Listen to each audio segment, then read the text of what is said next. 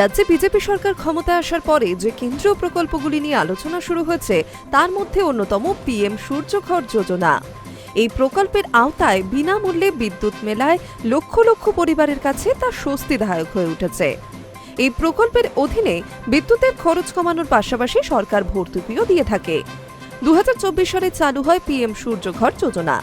বাড়ির বিদ্যুতের বিল কমানোর সঙ্গে সঙ্গে পরিবেশ বান্ধব অপ্রচলিত শক্তির ব্যবহার বৃদ্ধি করা হলো এই প্রকল্পের লক্ষ্য।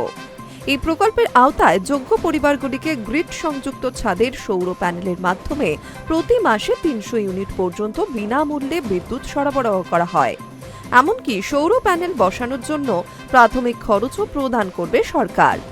সরকার বদলের পর এই রাজ্যেও এই প্রকল্প শুরু হতে চলেছে। সম্প্রতি যে জনকল্যাণ শিবিরের আয়োজন করা হয়েছিল সেখানেও বহু মানুষ এই প্রকল্পে আবেদনের জন্য ভিড় জমিয়েছিলেন। 2026-27 অর্থবর্ষের শেষের আগে 1 কোটি বাড়িতে সোলার রুফটপ প্যানেল স্থাপন করার লক্ষ্যমাত্রা নেওয়া হয়েছে। এই প্রকল্পের আওতায় 2 কিলোওয়াট পর্যন্ত সিস্টেম খরচের 60%, 2 থেকে 3 কিলোওয়াট অতিরিক্ত ক্ষমতার জন্য বাড়তি খরচের 40%, 3 কিলোওয়াট সিস্টেমের জন্য সর্বোচ্চ 78,000 টাকা ভর্তুকি দেবে সরকার। প্রশ্ন উঠছে, কোন বাড়ির ভাড়াটে কি এই প্রকল্পে আবেদন করতে পারবেন?